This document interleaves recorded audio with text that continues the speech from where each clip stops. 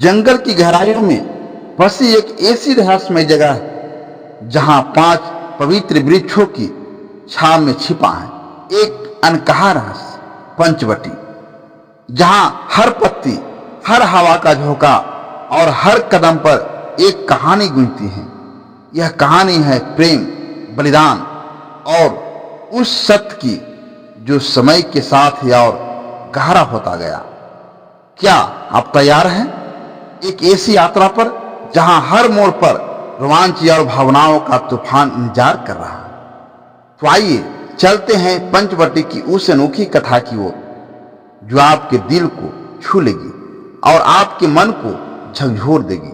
नमस्कार दोस्तों, फिर से एक बार स्वागत है एसपी हिंदी कहानी चैनल में। आज हम आपके लिए लेकर आए हैं एक ऐसी कहानी जो न केवल आपको रामायण के पन्नों में ले जाएगी बल्कि आपको उस पवित्र भूमि पंचवटी के रहस्यमय और मनोरम दृश्यों से रूबरू कराएगी। यह कहानी है भगवान राम, माता सीता और लक्ष्मण की, लेकिन एक नए नजरिए से। एक ऐसी कथा जो शायद आपने पहले कभी नहीं सुनी हो। तो अपनी सीट पकड़िए और चलिए शुरू करते हैं इस अनोखी कहानी को जो आपके दिल को गहराई तक छू जाएगी। अयोध्या के राजकुमार राम अपनी पत्नी सीता और भाई लक्ष्मण के साथ वनवास के लिए निकल पड़े थे। 14 वर्षों का यह वनवास उनके जीवन का एक ऐसा अध्याय था जिसने न केवल उनकी शक्ति और धैर्य की परीक्षा ली बल्कि दुनिया को प्रेम, कर्तव्य और बलिदान का एक अनमोल पाठ पढ़ाया।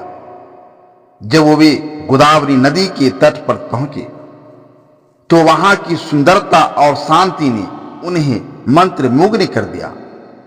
यहां 5 विशाल वट वृक्ष थे जिनकी छाव में एक अनोखी शांति थी। यह स्थान था पंचवटी, 5 वट वृक्षों की पवित्र भूमि। राम ने यहां एक साधारण सी कुटिया बनाई जहां वे तीनों रहने लगे। पंचवटी का वातावरण ऐसा था मानो प्रकृति स्वयं उनके स्वागत में अपनी बाहें फैलाए खड़ी थी। हरे भरे जंगले, बहती नदी और पंछियों का मधुर संगीत, यह सब कुछ एक स्वप्न लोक का प्रतीक होता था। लेकिन इस शांति के पीछे एक तूफान छिपा था जो उनकी जिंदगी को हमेशा के लिए बदलने वाला था। सीता का प्रेम और प्रकृति का साथ। सीता जिनका हृदय प्रकृति के प्रति अगाध प्रेम से भरा था, पंचवटी की सुंदरता में हो गई। वे हर सुबह गोदावरी नदी के तट पर स्नान करने जाती और वहां के फूलों से अपने बाल सजाती। राम और लक्ष्मण उनकी हर छोटी बड़ी जरूरत का ध्यान रखते। लक्ष्मण जो अपने भैया और भाभी के लिए कुछ भी करने को तैयार रहते थे। दिन रात उनकी सुरक्षा में तत्पर रहते। लेकिन सीता का मन कभी कभी अयोध्या की यादों में खो जाता। फिर भी राम के साथ बिताया हर पल उनके लिए अनमोल था। एक दिन जब सीता कुटिया के बाहर फूल चुन रही थी, उनकी नजर एक सुनहरे हिरण पर पड़ी। उस हिरण की चमक और सुंदरता ऐसी थी कि सीता का मन उसे देखकर मोहित हो गया। उन्होंने राम से उस हिरण को लाने की जिद की। राम जो सीता की हर इच्छा को पूरा करने के लिए तत्पर रहते थे, हिरण के पीछे जंगल में चले गए। लक्ष्मण को कुटिया की सुरक्षा का जिम्मा सौंपकर राम ने कहा, लक्ष्मण, सीता का ध्यान रखना, मैं शीघ्र लौटता हूं। लेकिन वह हिरण कोई साधारण हिरण नहीं था। वह था मारीक, रावण का मामा, जो अपने भतीजे की आज्ञा से सीता का अपहरण करने की योजना का हिस्सा बन चुका था। मारीक ने सुनहरे हिरण का रूप धरा था ताकि राम को कुटिया से दूर ले जा सके। जैसे ही राम ने हिरण का पीछा किया, वह उन्हें जंगल की ओर गहराई में ले गया। अंत में जब राम ने अपने बाण से हिरण को मारा तो मारीच ने राम की आवाज में चिल्लाकर कहा, हा सीता, हा लक्ष्मण। यह आवाज सुनकर सीता घबरा गई।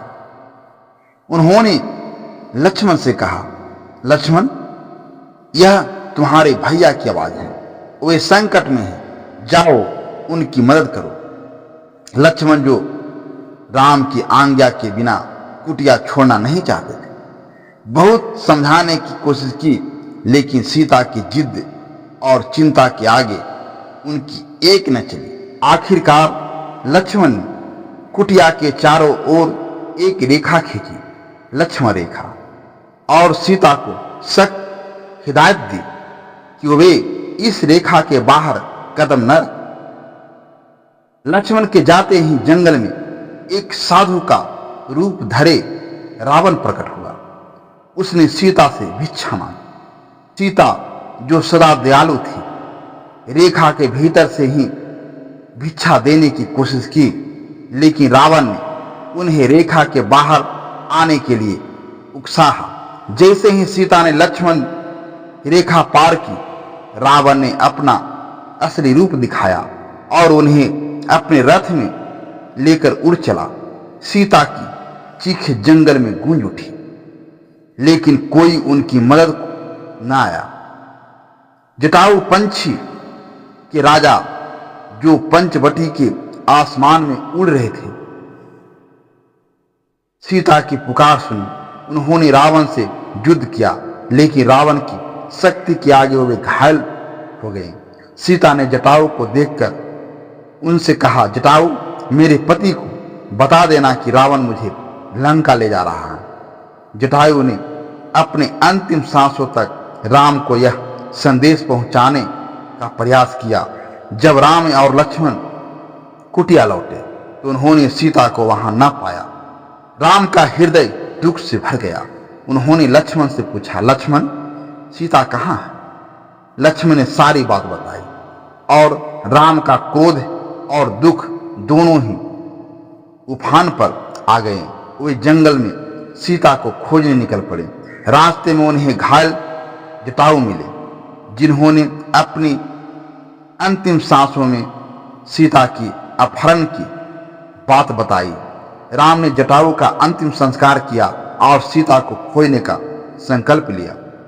पंचवटी जो कभी उनकी शांति का आश्रय थे, अब उनके दुख और संकल्प का प्रतीक बन चुकी थी।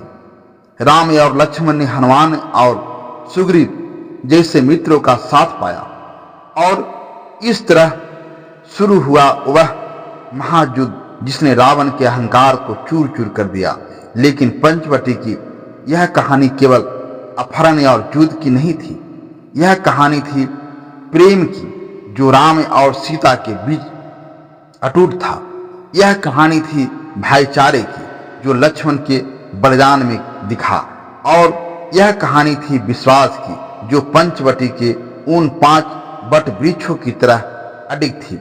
पंचवटी आज भी एक पवित्र तीर्थ स्थल के रूप में जानी जाती है।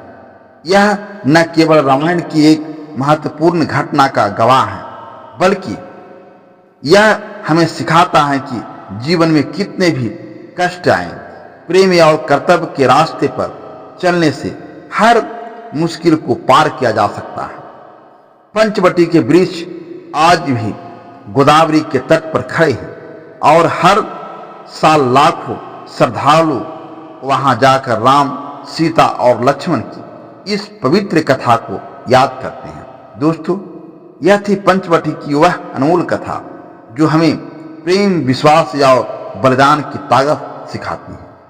क्या यह कहानी आपके दिल को छू गई? क्या आप भी राम, सीता और लक्ष्मण की इस यात्रा से प्रेरित हुए? तो इस खूबसूरत कहानी को अपने दोस्तों और परिवार के साथ शेयर करना न भूलें। हमारी एसपी हिंदी कहानी चैनल को लाइक, कमेंट और सब्सक्राइब करें ताकि हम आपके लिए ऐसी ही रोमांचक और भावनात्मक कहानियां लाते रहें। आपका एक लाइक और कमेंट हमें और बेहतर करने की प्रेरणा देता है। तो अभी के अभी सब्सक्राइब बटन दबाइए, बेल आइकन को ऑन कीजिए और इस कहानी को अपने दिल में बसाइए। मिलते हैं अगली कहानी में, तब तक के लिए जय श्री राम।